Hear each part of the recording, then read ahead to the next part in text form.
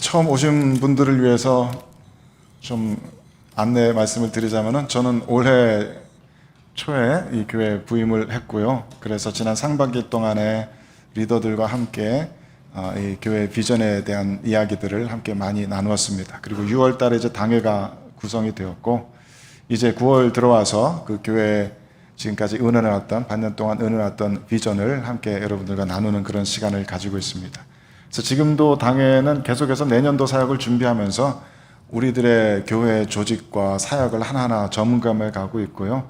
그것이 끝나는 대로 바로 이제 리더분들과 또 다시 한번 구체적으로 점검하고, 그 다음에 연말까지는 이제 내년에 모든 사역들이 다 준비될 수 있도록 그렇게 준비하는 시간을 좀 기초를 든든히 하기 위해서 우리들 스스로를 잘 차근차근 리뷰해가는 그런 시간 가지고 있습니다. 여러분들도 함께 기도해 주시고 또 기대해 주시면 감사하겠습니다.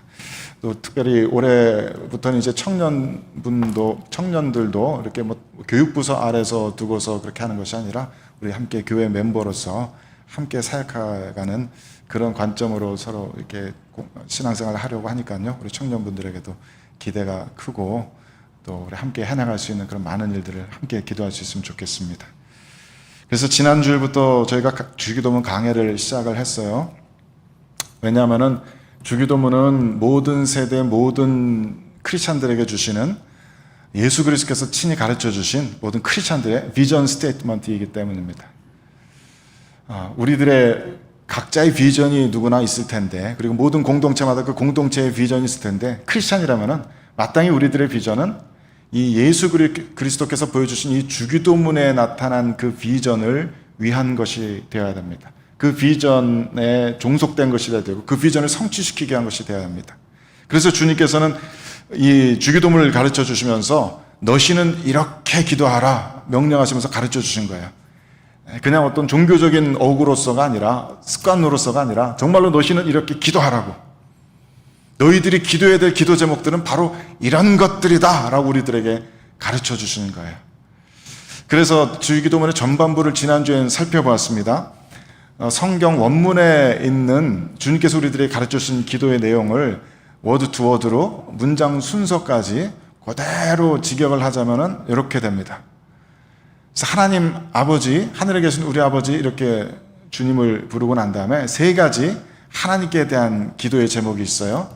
하나님의 그 이름이 거룩히 여김을 받으시옵소서, 하나님의 나라가 임하시옵소서, 하나님의 뜻이 이루어지옵소서.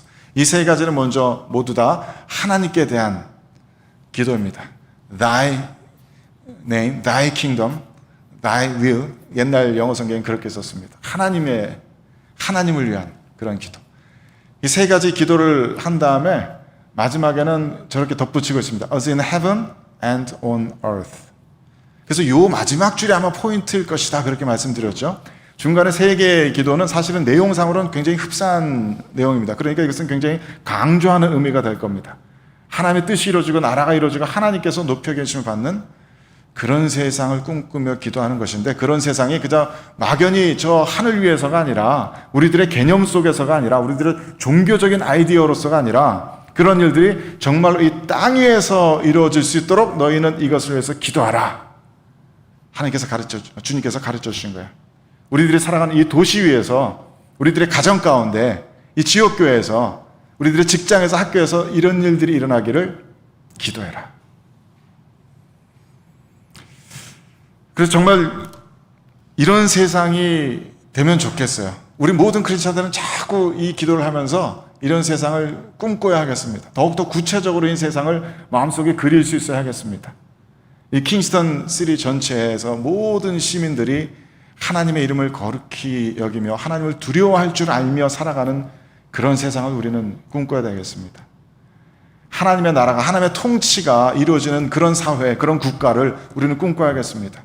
하나님의 통치의 원리대로, 하나님의 율법이 우리들의 마음속에서, 우리들의 공동체 속에서 다 성취되고 받아들여지고 존중되어지고 그대로 살아가려고 노력하는 그런 세상이 오면 좋겠습니다.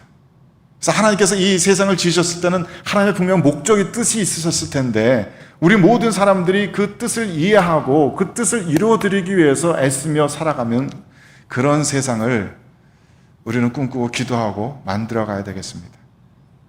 그런 의미에서 예수께서는 모든 크리스천들에게, 모든 그리스도의 제자들에게 너희는 이렇게 기도하라 말씀하신 거예요. 그런데 사실 이 하나님의 나라가 이루어지고 하나님의 뜻이 이루어진다는 것이 어떠한 세상인지 아마 굉장히 다양한 생각들이 있을 겁니다. 저 여러분들 얘기 나눠봐도 굉장히 다른 이야기들 아마 할 겁니다.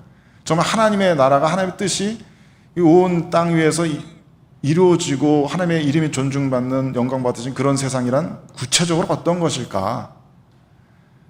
아마도 이 주기도문의 후반부 내용이 그것을 우리들에게 보여주시는 걸 거예요. 전반부의 기도 내용이 나에 대한, 하나님께 대한, 하나님을 위한 기도라면 후반부의 기도는 우리에 대한 기도입니다. 그리고 동시에 하나님의 나라가 뜻이 이루어지는 그런 세상이 어떠한 세상일까를 더 구체적으로 보여주는 그런 우리들의 비전 스테이트먼트입니다. 그래서 오늘 우리가 읽은 이 본문 말씀 중에 첫 번째 기도는 이것이었어요. 오늘 우리들에게 일용할 양식을 주시옵소서. 저는 처음 신앙생활 시작하면서 이 주기도문에 대해서 배우면서 이 기도가 되게 이상하게 느껴졌습니다. 왜냐하면 저는 그렇게까지 오늘 하루 먹을 것을 걱정해야 되는 그런 정도는 아니었거든요. 제가 자주 간증드리지만 20대 후반 때 저는 굉장히 가난하게 살았던 적이 있었어요. 그럼에도 불구하고 오늘 하루 먹을 것을 걱정해야 되는 그런 정도는 아니었어요. 그러니까 오늘도 라면 먹어야 되나? 뭐 이런 고민은 했지만 좀 먹을 것이 없어서 주님 주시옵소서 이럴 정도는 아니었어요. 아마 여러분들 대다수도 그러실 겁니다. 오늘 하루 일용할 양식을 정말 고민하고 그것을 위해서 하나님께 간절히 기도하는 일이 우리들에겐 좀 드물 거예요. 그런 절대적인 빈곤은 특히 북미에서 살아가는 저와 여러분은 굉장히 드문 일입니다. 그런데 하나님께서 이렇게 기도하라고 가르쳐 주셨다는 게 저는 굉장히 좀 의아한 거예요.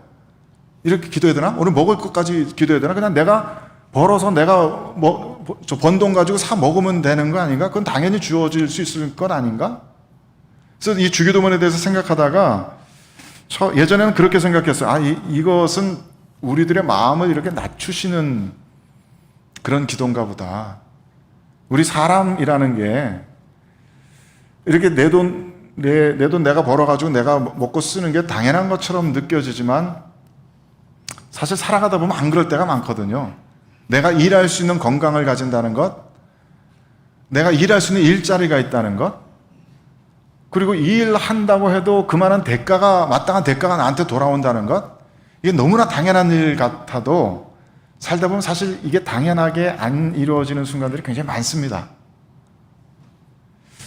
그래서 이런 것도 하나님의 은혜라는 것을 잊지 않도록 이렇게 기도하라라고 가르치시는 것인가? 그렇게 생각했어요. 그래서 매일매일 오늘 하루 일용할 양식을 주신 하나님께 감사하며 이것조차 그냥 나의 당연한 권리가 아니라 내가 당연히 누릴 수 있는 것이 아니라 언제든지 하나님께서 거둬갈 수 있는 그런 건강, 그런 환경, 그런 삶 속에서 오늘도 하나님께서 나를 먹여주시는 것에 대한 감사하고 겸비한 마음으로 이런 기도를 드려야 되는 건가 보다 그렇게 생각을 했었어요. 어느 정도 맞는 이야기일 겁니다. 그런데 조금 더 나중에 이게 아닌 것 같다라는 생각이 점점 제 안에 들기 시작했어요. 이 말씀과 부딪혔기 때문입니다. 함께 읽어봅시다. 시작. 그러므로 염려에 이르기를 무엇을 먹을까, 무엇을 마실까, 무엇을 입을까 하지 말라. 이는 다 이방인들이 구하는 것이라. 너희 하늘 아버지께서 이 모든 것이 너희에게 있어야 할 줄을 아시느니라. 그런즉 너희는 먼저 그의 나라와 그의 의를 구하라. 그리하면 이 모든 것을 너희에게 더하시리라. 일용할 양식을 주시옵소서 구해라 라고 말씀하신 후에 이 말씀을 하세요. 무엇을 먹을까 무엇을 입을까 염려하지 말아라. 그런 거 구하지 말아라. 부딪히잖아요. 상반되잖아요. 이 마태복음 6장은 기도에 대한 주님의 가르치심이거든요. 마태복음 6장 초반부에는 주님께서 우리들의 기도의 애티튜드에 대해서 가르치십니다. 이거 교만하게 사람들 보는 데서 하지 말고 골방에 들어가서 진실된 마음으로 기도해. 그 다음에 주기도문을 가르치시는 거예요. 너희들이 기도해야 될 기도의 컨텐츠는, 기도 내용은 이런 거야. 이런 것들을 위해서 기도해. 그런 다음에 덧붙여서 이런 설명들을 하시는 거예요. 너희들이 하나님과 재물을 겸해서 섬기지 못해. 돈을 쫓지 마. 하나님께서는 들의 풀들도 돌보시고 하늘에 나는 공중에 나는 새들도 돌보시는 분이야. 너희들이 하나님을 모시고 하나님을 믿는다는 너희들이 오늘 하루 먹을 것, 입을 것 그런 것 가지고 기도할 필요 없어. 그러면서 하나님께서 이미 알고 계시고 채워주실 거야. 너희는 그런 거 위해서 기도하는 거 아니야? 라고 말씀하시는 거예요. 그 말씀이 저한테 심각하게 부딪히기 시작했어요. 이 두 말씀의 모순이.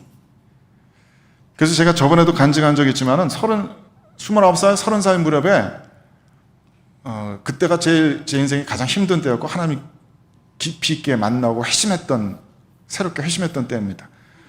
그때 무슨 일이 있었냐면 29살 때, 제가 27살 때 처음 부모님이 계신 캐나다로 왔는데 그때는 비지터로 왔어요. 그래서 3년 동안 지냈습니다. 비지터 비자 연장해 가면서 불법 취업자 신세였었죠. 물론 돈을 번 것은 아니었지만, 돈을 받은 것은 아니었지만 불법 취업자처럼 그렇게 부모님 밑에서 일하고 있었어요. 그러다가 비지터 비자가 더 이상 연장이 안 돼서 유지적 편지를 받았습니다. 1999년 가을 언제였는데 정부에서 편지가 와서 보니까 몇 월 며칠까지 캐나다를 떠나라 이렇게 오더라고요. 그래서 굉장히 크게 고민하고, 그때 이제 아내도 이제 막 캐나다로 데리고 왔을 때였는데 고민하면서 하나님 앞에 기도할 때 하나님께서 가라라고 하는 확신을 주셨어요. 말씀으로. 그래서 아마도 아직 그래도 영주권 다시 신청하면 될 테고 몇 달이면 다시 돌아올 수 있겠지 하는 마음 가지고 이민 가방 하나만 들고서 옷 가방만 싸들고 겨울만 나면 되겠지, 겨울옷만 몇 가지 싸들고 아내와 함께 한국으로 갔어요. 3년 동안 지내다가 한국 가니까 당연히 지낼 곳이 없잖아요. 처음에는 뭐 친척 고모님 댁에도 잠깐 있었지만 계속 있을 수도 없고 결혼까지 한 사람들이. 그래서 나와서 집을 알아봐야 되는데 저희는 돈이 없었습니다. 한국 올 때 한 70만 원 정도 가지고 왔을 거예요. 그래서 돈 여기저기 좀 꾸고 해가지고 보증금 200만 원에 월세 20만 원, 잊어버리지도 않아요. 성남 달동네에 옥탑방 하나 간신히 찾았어요. 그래서 거기서 생활을 시작을 했습니다. 그러고 나니까 통장에 한 10몇만 원 남아요. 이제 먹고 살아야 합니다. 아내는 감사하게도 아르바이트 뛰러 나갔어요. 그때 분당에 성남에서 분당까지 한복집 이렇게 아르바이트 하러 나갔어요. 아침부터 저녁까지. 제 아내가 그림 화가 나서 규칙적인 생활 잘 이렇게 적성에 안 맞는다고 말씀드렸던 적이 있었는데 그래도 돈 벌겠다고 나갔어요. 저는 취업을 해야 되겠다 싶어가지고, 제가 어렸을 때 컴퓨터 좋아하고 그랬기 때문에 네트워크 공부 조금만 하면은 취업할 수 있을 것 같더라고요. 그래서 그 공부를 집에서 하고 있었는데 아내는 돈 벌러 나가고 이 무능한 남편은 무기력하게 이렇게 방 안에서 공부만 하고 있는 거예요. 그러다가 눈을 들어서 창밖을 보니까 그때가 3월 중순이었는데 갑자기 한방눈이 펑펑 내립니다. 한국에 3월이면 눈 안 오잖아요. 그래서 신기하다, 3월인데 이렇게 눈이 오네. 그러고 창밖을 쳐다보다가 문득 너무나 서러운 마음이 들더라고요. 그때 이제 한참 신혼 따라 아내에 대한 사랑도 뜨겁고 이럴 텐데 아내 혼자 돈 벌러 나가는 것이 너무나 미치도록 괴롭고 자괴심 들고 가정을 부양조차 하지 못하는 이게 너무나 부끄럽고, 이게 지금 내가 뭐 하는 짓인가, 이게 하나님 인도하심 따라서 이제 하나님께 마음 열고 회심하고 하나님 따라간다고 하나님께 헌신을 지금 배워가고 있는데 하나님께서는 좋은 것을 주시지 못할 망정 왜 이런 삶을 주시는가 원망이 나오더라고요. 그래서 기도하기 시작했습니다. 무릎 꿇고 기도를 막 하면서 하나님 앞에 넋두리하면서 하나님 이게 도대체 뭡니까? 왜 이런 시간을 저희가 겪어야 합니까? 근데 하나님께서 제 마음 가운데 또렷하게 말씀하셨어요. 네가 이방인이냐? 너에게 하나님이 없느냐? 너희가 왜 먹을 것, 입을 것을 가지고 걱정하느냐? 너는 하나님을 안 믿는 사람이냐? 그렇게 호통을 치시더라고요. 네가 이방인이냐? 하나님 없는 사람이냐? 그 음성이 저한테 막 울리면서 눈물이 펑펑 쏟아져 나오는데 일단은 죄송해요. 하나님께. 부끄러워요. 그런 기도를 올리면서 두려워하고 있었다는 게, 하나님 믿지 못하고 신뢰하지 못하고 있었다는 게 두려워요. 죄송해요. 부끄러워요. 그래서 눈물이 펑펑 쏟아져 나오고, 한편으로는 그동안에 대한 억눌렸던 이런 서러운 것들이 눈물로 펑펑 쏟아져 나오고, 한편으로는 하나님께서 나를 알고 계시는구나, 내 형편을 알고 계시고 다 나에 대한 계획이 있으시구나, 그게 깨달아져서 눈물이 펑펑 나요. 그래서 그 자리에서 펑펑 울면서 하나님께 분명히 그날 기도드렸습니다. 하나님 죄송합니다. 제가 잘못했습니다. 이제 다시는 먹을 것 입을 것 가지고 기도하지 않겠습니다. 그 뒤로 저희 가정이 한 2번 정도 더 경제적인 위기가 있었어요. 토론토로 처음 이민 비자 받아가지고 나중에 토론토로 처음 올 때 아는 사람도 없었고 잡도 없었고 돈도 없었고 빚만 지고 왔거든요. 그때도 생활비 하나도 없어가지고 그러는데 이 악물고 돈에 대한 기도, 먹을 것 입을 것에 대한 기도 안 했습니다. 기도를 하게 못 하시더라고요. 토론토 와서 집도 없어서 집을 찾아야 되는데 아침마다 일어나서 무릎 꿇고 기도하면 하나님께서 늘 이 말씀, 예배하라, 예배하라, 너는 나를 예배하라, 그 말씀만 주세요. 내 사정이 어떻고 이런 집을 구해야 되고 생활비가 필요하고 얘기도 못 꺼내겠어요. 그 다음에도 한번 제가 교회 사역하면서도 교회 사례비 전혀 못 받고 그래서 이렇게 경제적인 곤란에 빠졌던 적이 있었는데, 그때도 하나님께서 다른 사람들 위해서 교회에서 기도하게 하시지 내 거 우리 가족 위해서 기도 못하게 하세요. 새벽 기도 그렇게 막 기도하고 나면은 이름 모를 성도분이 통장에 전도사님 훌륭한 목회자 되시길 바랍니다, 그리고 한 달 생활비 넣어주시고, 지금도 누군지도 몰라요. 정부에서 갑자기 신청하지도 않은 이상한 돈이 막 날라오고 그렇게 살았습니다. 정말로 먹을 것 입을 것을 위해서 기도하지 못하게 하셨고, 그럼에도 불구하고 돈 걱정 안 해도 될 만큼 채워주셨어요. 그런 경험들 때문에 더더욱 제가 깨달아진 겁니다. 오늘 우리들에게 일용할 양식을 주옵소서 하는 이 기도의 의미는 우리가 쉽게 생각하는 것처럼 하나님 저희들에게 먹을 것 입을 것을 풍족하게 채우시옵소서 하는 그런 기도가 아닙니다. 주기도문 전반부의 포인트가 이 땅에서도 있다면 이 후반부 주기도문의 포인트는 우리에 있습니다. 나 먹을 것을 주시옵소서가 아닙니다. 우리 가운데 가난한 사람이 없게 하시옵소서, 우리 가운데 일용할 양식이 없어서 고통당하는 사람이 없게 하시옵소서, 우리 이 공동체를, 내가 속한 이 공동체를, 우리들을 돌봐 주시옵소서라는 우리에 대한 기도입니다. 그래서 지금은 이 기도를 올려드릴 때 제 머릿속에 그런 이미지가 떠오르곤 해요. 우리들의 대제사장 되시는 예수 그리스도께서 우리 온 교회를 거느리시고 우리들의 대표자로 하나님 아버지 앞에 서서 이렇게 기도하시는 거예요. 하나님, 오늘 우리에게 오늘 일용할 양식을 주시옵소서. 이들을 돌아봐 주세요. 이들에게는 육적인 필요들이 있습니다. 물질적인 필요들이 있습니다. 경제적인 필요들이 있습니다. 이 땅에서 살아가면서 채워야 될 그런 필요들이 있습니다. 하나님 아버지께서 다 아시지요. 그것들을 이들에게 채워주시옵소서. 그런 기도입니다. 그래서 우리 교회가 함께 모여서 주님 앞에 주기도문으로 기도드리면서 하나님 오늘 우리에게 일용할 양식을 주옵소서라고 하는 그 기도는 우리 교회 공동체 가운데 일용할 양식 때문에 고통당하는 사람이 없도록, 경제적인 문제 때문에 고통당하고 죄범하는 사람이 없도록 우리 모두에게 일용할 양식을 주옵소서라는 그런 기도예요. 우리 모두의 육적인 필요들을 채워주시옵소서. 우리가 킹스턴 시티를 마음에 품고서 기도한다면 하나님, 이 킹스턴 시티 가운데 너무 홈레스 분들이 많습니다. 너무 로우인컴 패밀리들이 많습니다. 이 캐나다 사회에 자리 잡지 못한 이민자들이 많습니다. 인디지너스 피플들이 아직도 이 사회 속에서 자리 잡지 못하고 방황하고 있습니다. 우리 모두에게 일용할 양식을 주시옵소서. 그런 기도입니다. 그리고 또 이 주기도문의 중요한 전제는 우리가 이 기도를 올려드릴 때 우리가 기대하는 것은 하나님께서 그냥 어느 날 갑자기 기적적으로 이 우리 기도를 탁 응답해 주신 그런 것을 바라는 게 아니에요. 어느 날 갑자기 하나님께서 놀라운 기적을 행사하셔서 모든 사람들이 다 크리스찬이 되고 모든 사람들이 길거리에서 찬양하는 그런 것을 우리가 생각하는 것이 아닙니다. 하나님의 나라가 이 땅에서도 이루어지옵소서라는 기도를 드릴 때는 우리는 그런 세상을 주님과 함께 꿈꿉니다. 그런 세상을 만들어 가려고 노력하겠습니다. 우리의 목표는 그것입니다. 우리 공동체의 목표는 바로 그것입니다 라는 그런 얘기예요. 그렇기 때문에 이 일용할 양식을 주옵소서라는 기도도 우리들에게 그냥 기적적으로 하늘에서 만나 떨어지듯이 갑자기 통장 잔고가 채워지게 해 주옵소서 그런 기도가 아니라 우리 가운데 아무도 경제적인 문제로 고통당한 사람 없는 그런 세상을 우리가 만들겠습니다라는 기도예요. 부자는 점점 더 부자가 되고 가난한 사람은 점점 더 가난한 사람이 되는 그런 사회가 아니라 모두에게 일용할 양식이 공평하게 나눠지는 그런 세상을 우리는 꿈꿉니다라는 우리들의 비전 스테이트먼트입니다. 어떤 기도 제목은 그래서 기도도 우리가 드리지만 기도의 응답도 우리들에게 달려있는 그런 기도들이 있어요.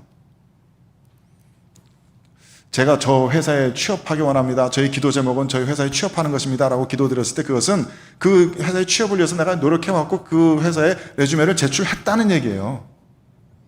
우리 부부가 싸웠는데 하나님 오늘 아침에 싸웠습니다. 아내를 용서할 수 있게 해주옵소서, 아내와 화해할 수 있게 해주옵소서라고 기도하는 것은 그 기도 응답은 내가 할 수 있는 거예요. 나만이 할 수 있는 거예요, 이 세상에. 내가 아내와 화해하겠다는 얘기예요. 아내에게 사과를 먼저 하겠다는 얘기예요. 그래야 내 자신, 내 기도의 응답이 되는 거예요. 이 주기도문에 이것도 마찬가지입니다. 이 기도의 응답이 어떻게 이루어집니까? 우리들을 통해서 이루어집니다.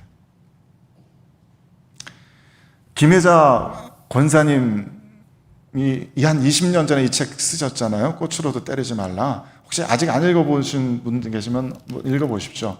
저 이북으로도 이렇게 나와 있더라고요. PDF로도 이렇게 팝니다. 이분이 따님 때문에 이제 신앙생활을 처음에 시작하셨다 그래요. 그래서 간증도 읽어보면 평소 말씀하시는 되게 예뻐요. 말투도 되게 예쁘시고. 그래서 이분이 신앙생활을 시작하시면서 고 하용조 목사님 따라서 아프리카 선교를 처음 가셨나 봐요. 저도 20년 전에 읽어서 내용이 가물가물한데 제 기억 속에 있는 내용들은 그렇습니다. 그래서 하용조 목사님 따라서 그게 뭔지도 모르고 선교라는 게 뭔지도 모르고 그냥 가자니까 내가 가야 되나 보다. 그래가지고 이제 따라갔던 거예요. 근데 아프리카 가니까 그게 무슨 나라인지 저는 기억은 안 나는데 내전 때문에 굉장히 온 나라 고통당했던 그런 곳으로 가셨나 봐요. 눈앞에 펼쳐지는 이 참상이 너무나 이 김혜자 권사님 평소에 생각도 못할 만큼 너무나 끔찍했던 겁니다. 애들은 먹을 것이 없어서 독촉해 먹고 나무뿌리 질겅질겅 씹고 있고 또 반군과 정부군 사이에 지금 싸움이 계속되고 있으니까 그 반군들이 사람들에게 공포감 심어주기 위해서 그냥 별 이유도 없이 사람들 팔 자르고 다닌대요. 그래서 마을마다 팔 자르고 손 잘린 애들이 너무 많고 그냥 무차별적으로 학살하고 여자들은 나이에 상관없이 애나 어른이 다 강간하고 다니고 살인하고 다니는 그런 일들이 비일비재했던 모양이에요. 그래서 제가 그 내용이 정확한가 싶어서 인터넷을 다시 한번 찾아봤는데 그 중에 이제 한 토막 에피소드가 실려 있는데 18살짜리 소녀 레베카라는 소녀의 이야기가 이렇게 있어요. 얘기가 끔찍합니다. 13살 때 그 반군들에 의해서 자기 눈앞에서 엄마 아빠가 목 잘려서 돌아가셨대요. 그리고 자기 언니도 팔 잘리고 그것으로 모자라서 성폭행 당하다가 살해당했대요. 그 자기 눈앞에서 본 거예요. 그 다음에 자기도 이 반군들에게 집단 윤간 당하고 반군 대장이 마음에 들었는지 자기 5번째 첩으로 삼는다고 성노예처럼 이렇게 부리다가 애가 생겨갖고 애를 낳은 거예요. 그러다가 정부군이 들어와서 반군들 다 몰아냈는데 이번에는 정부군 대장이 너 예쁘장하다고 또 강간해서 또 애가 생겨서 애 둘 낳은 거예요. 사진이 애 하나는 업고 있고 애 하나는 들고 있고 그런 모습입니다. 그런 끔찍한 이야기들을 보고 들으면서 이 김혜자 권사님이 너무 충격을 받아서 하나님께 대한 원망이 막 터져 나오더래요. 하나님 어떻게 이럴 수가 있습니까? 하나님께서 살아계시다면 하나님께서 정말 선하신 분이시라면 어떻게 이런 일이 일어날 수 있도록 이것을 내버려 두실 수 있으십니까? 하나님께 이렇게 녹두를 하는데 하나님께서 이렇게 말씀하시더래요. 그래서 내가 너를 이곳에 보냈다.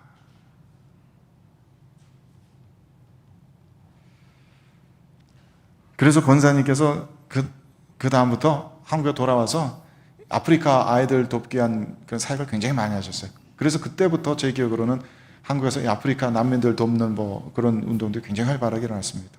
이 레베카라는 아이를 위해서도 내가 너 위해서 예쁜 집 하나 지어줄게.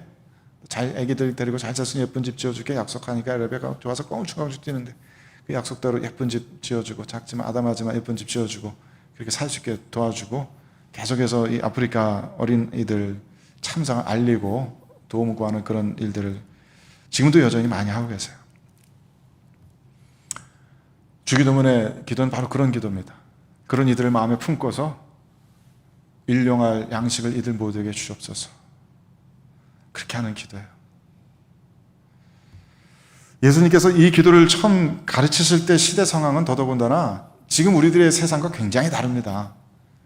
그때는 지금처럼 중산층이라는 그런 계급이 존재하지 않아요. 아주 극소수의 왕과 왕족과 귀족들 빼고는 전부 다 극빈층입니다. 전부 다 로어 클래스. 자주 말씀드립니다만 오늘 하루 먹고 살 것을 걱정해야만 하는 사람들. 사회학자들은 그 당시 1세기 로마 제국의 인구 분포를 볼 때 약 3분의 1 정도는 대략 노예였을 거라고 해요. 노예라면 뭐 그래도 좀 부잣집에서 이렇게 일하면서 부잣집 종으로 사는 사람들이죠. 나머지 사람들은 정말로 최극빈층, 먹을 것, 입을 것이 없는 사람들이랍니다. 노예들은 그나마 먹고라도 사는 거예요. 그 노예 취급도 못 받는 사람들이 대다수였던 그 시절입니다. 그 상황에 누가 병이라도 걸리면은 의사가 어디 있고 약이 어디 있습니까? 그것은 진짜 왕이나 왕족이나 그런 일부 극소수의 사람들에게만 해당되는 얘기지 일반 사람들에게 의사가 어디 있고 약이 어디 있어요? 병 걸리면 그냥 죽는 거예요. 아무리 가벼운 병이라도 자연적으로 치유 안 되면 그냥 죽는 겁니다. 예수 그리스도의 치유의 사역이 그토록 많은 사람들을 구원했다는 이야기가 바로 그 얘기입니다. 그건 실제적인 구원이었어요. 그래서 아기가 태어나면 대개는 죽습니다. 그러니까 한 애 미니멈 5은 낳아야 인구가 이렇게 그냥 유지가 되는 그런 정도라 그래요. 그런 사회 속에서, 그런 세상 속에서 먹을 것, 입을 것에 대한 정말 실제적인, 너무나 실제적인 그런 염려가 모든 사람들에게 가득한 세상에서 질병과 사망에 대한 공포가 모든 사람들을 사로잡고 있는 그런 시대 속에서 이 부조리한 사회 질서 속에서 억압당하고 착취당하는 그런 사람들의 한가운데 서서 주님께서는 너희는 이렇게 기도하라 라고 우리 이 교회에게 새로운 비전을 주시는 거예요. 모든 사람들이 일용할 양식이 공급되는 사회, 그런 세상. 그래서 성령의 임재를 체험한 교회는 정말 스스로 자기들의 기도의 응답이 되었습니다. 사도행전 2장 말씀 읽어봅시다. 시작. 믿는 사람이 다 함께 있어 모든 물건을 서로 통용하고 또 재산과 소유를 팔아 각 사람의 필요를 따라 나눠주며.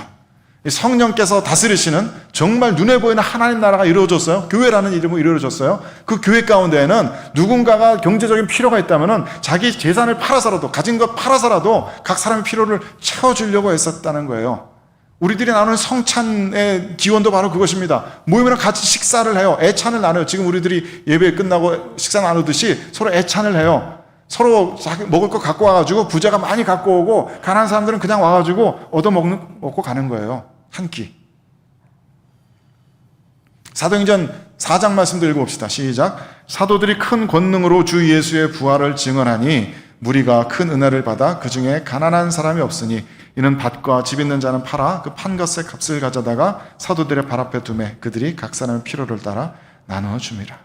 모든 사람들이 다 있다는 얘기가 아니고 그래야 된다는, 율법적으로 그래 강제적으로 그래야 된다는 얘기도 아니고, 우리 가운데 교회 공동체 가운데 누군가 가난한 사람이 있다면, 하지만 그것을 먹일 수 있는 충분한 것이 없다면 누군가는 자 이거 팔아가지고 하십시오라고 해가지고 그것을 사도들 앞에 놔두고 그러면 사도들이 공평하게 헬라 사람이건 유대 사람이건 공평하게 그걸 나눠줬다는 얘기예요.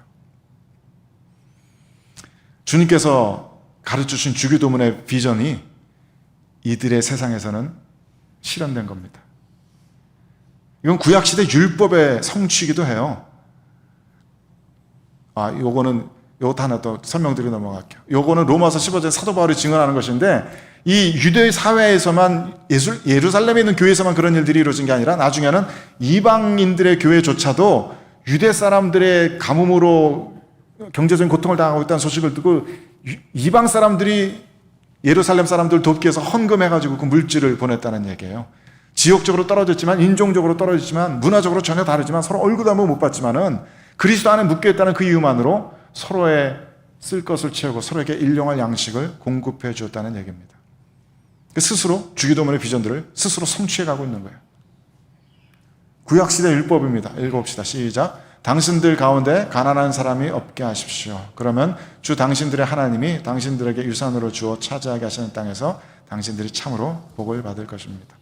언제 신명기 15장에 대해서 좀 자세하게 설교할 수 있는 날이 있겠지만은 모든 성경이 이렇게 번역하고 있지는 않아요. 이거는 세번역 성경입니다. 근데 저는 이 번역이 옳다고 생각해서 이걸 보여드리는데, 다른 성경에서는 당신들 가운데 가난한 사람이 없을 겁니다. There shall be 라는 그런 뉘앙스로 번역하고 있어요. 두 개 다 번역 다 모두 다 가능한 얘기입니다만, 문맥적으로 보면 저는 이게 더 맞다고 생각해요. 이게 율법입니다. 너희들의 동네, 너희들의 커뮤니티에는 가난한 사람이 있으면 안 돼. 너희 중에 누군가 부자가 있다면 나눠야 돼. 너희 중에 굶주리는 사람이 있으면 안 돼. 그건 죄야. 그 얘기입니다. 우리들에게 주신 율법들은 굉장히 다양합니다. 무슨 주일 성수하는 것, 십계명 그런 것만이 아니고요. 이런 것도 똑같이 우리들에게 주신 하나님의 율법의 말씀입니다. 그래서 초대교회는 이런 세상을 실제로 만든 거예요. 초대교회 시선으로 지금 우리들의 세상을 보면 어떤 마음일까 좀 궁금하기도 합니다. 한편으로는 저는 굉장히 다행스럽고 감사하다는 생각 들어요. 초대교회 사람들의 시선에서 보면은, 최소한 겉에서 이렇게 보면은, 와, 이게 천국인가 싶을지도 몰라요. 지금 저와 여러분은 1세기 때 초대교회 당시 황제들이 누렸던 것보다도 어쩌면 더 잘 먹고 좋은 옷 입고 편하게 안락하게 세이프티 보장받으면서 살고 있습니다.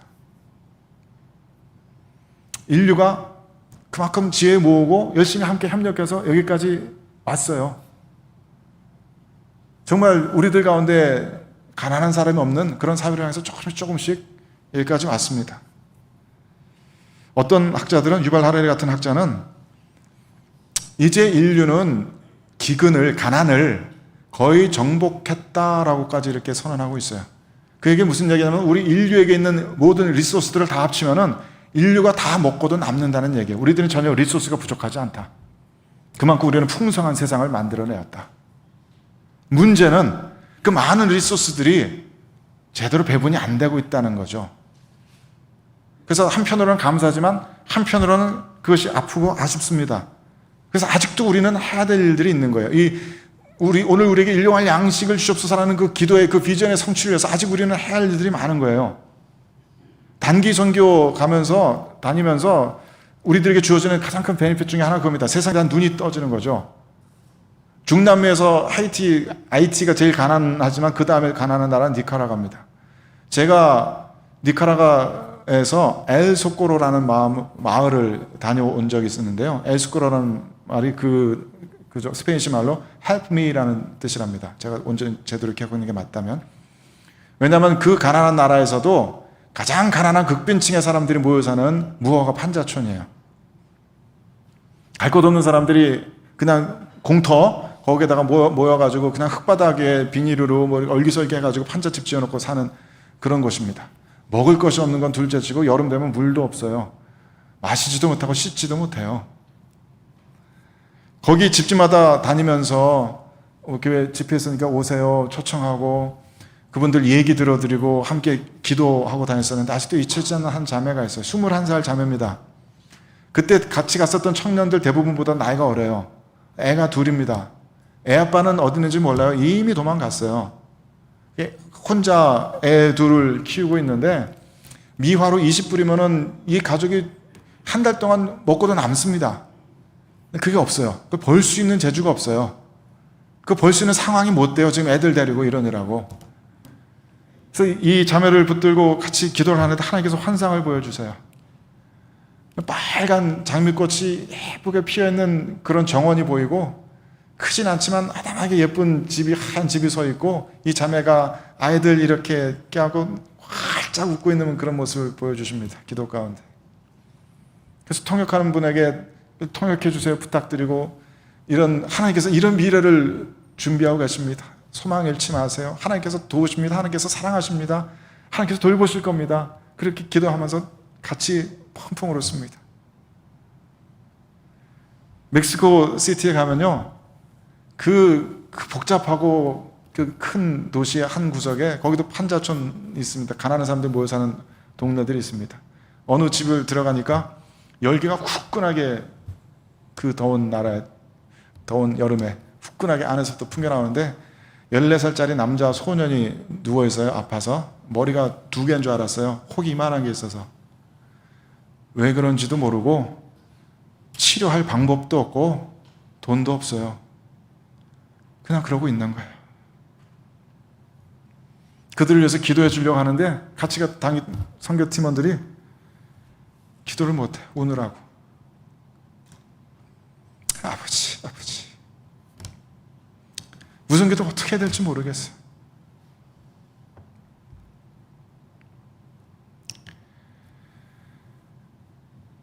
그런 이들을 마음에 품고서 우리는 계속 이 기도, 이 비전을 향해서 나아가야 합니다. 오늘 이 하루 우리 모두에게 일용할 양식을 주시옵소서. 가난하고 소외당하는 이웃들이 주님의 사랑과 돌보심 가운데 있을 수 있도록 저희들을 보내소서. 저희들을 사용하소서. 저희들이 그렇게 주님의 손가락들이 되길 원합니다. 주님의 손가발이 되길 원합니다. 저희들을 보내소서. 지난 수요일에도 이 말씀 나눴지만 에베소서 2장 10절 말씀 함께 읽어봅시다. 시작. 우리는 그가 만드신 바라 그리스도 예수 안에서 선한 일을 위하여 지으심을 받은 자니 이 일은 하나님이 전에 예비하사 우리로 그 가운데서 행하게 하려 하심이니라. 우리는 착한 일을 해야 되는 사람들입니다. 우리가 죽어서 천당 가려고 구원받은 게 아니고요. 착한 일 하라고 우리를 구원하셨다는 얘기예요. 착한 일 하라고 우리들을 하나님의 백성 만드셨다는 얘기입니다. 착한 일 하라고, 이 세상을 향한 선한 일을 하라고 우리들에게 성령을 주셔서 우리들을 새로운 피조물로 만드셨다는 얘기예요. 우리는 착한 일을 해야 합니다. 어떻게 할 수 있을까요? 지난 수요일에도 설교 시간에 잠깐 나눴지만은 지난 주일날 우리 딸아이를 토론토 학교 데려다 주면서 그런 얘기 많이 나눴어요. 딸아이 전공이 또 그런 쪽이다 보니까 물질적인 것, 우리 교회 같은 우리 공동체가 함께 뛰어들어서 물질 함께 나누는 것도 필요할 테고, 딸아이는 그런 것보다 그런 것도 중요하지만 그들과 함께 옆에 나란히 서서 그들을 그냥 우리들의 도움을 받는 그런 우리보다 열등한 사람 취급하지 말고 그들과 함께 이야기 나눠주는 그런 친구가 필요할 거다, 그런 얘기를 하더라고요. 자기들 친구들 같이 다니는 그런 전공하고 그런 거 좋아하는 관심 있는 친구들끼리 토론토 다운타운 다니면서 이렇게 팀워튼스 커피 2잔 사고 나와가지고 나눠주면서 같이 앉아서 얘기하고 얘기 나누고 서로 얘기 들어주고 그런 일들 한대요.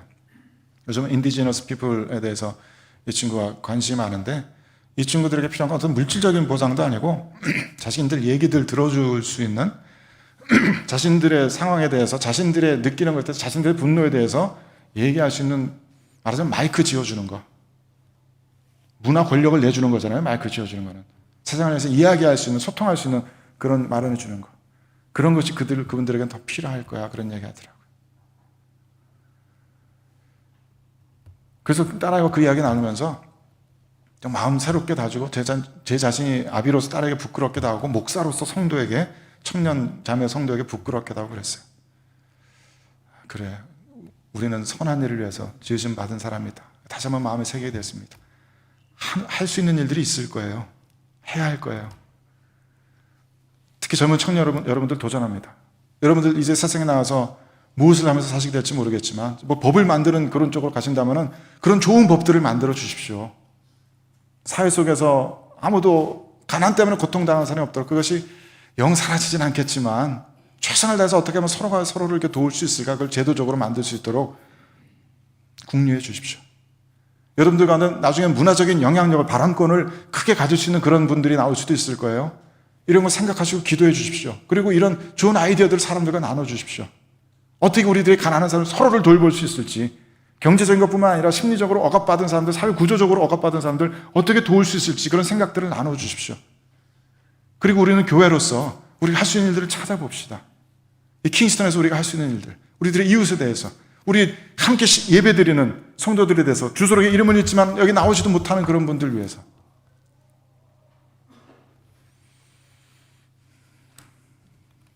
주님께서 너희는 이렇게 기도하라고 가르쳐 주셨고, 아멘, 우리는 이렇게 기도해야 합니다. 그것이 말뿐의 기도가 아니라 이것은 우리들의 비전 스테이트먼트입니다. 이것이 우리들의 비전입니다. 우리는 그런 세상을 꿈꿉니다. 우리는 그런 세상을 만들어갈 것이고 우리들 스스로가 이런 기도의 응답이 될 것입니다. 그래야 합니다. 부디 주의 성령께서 우리들 가운데 함께 하시고 우리를 인도하셔서 우리들 스스로 이 주기도문에 응답이 되는 그런 저 여러분 될 수 있게 되길 주님의 이름으로 축원합니다. 함께 기도하겠습니다.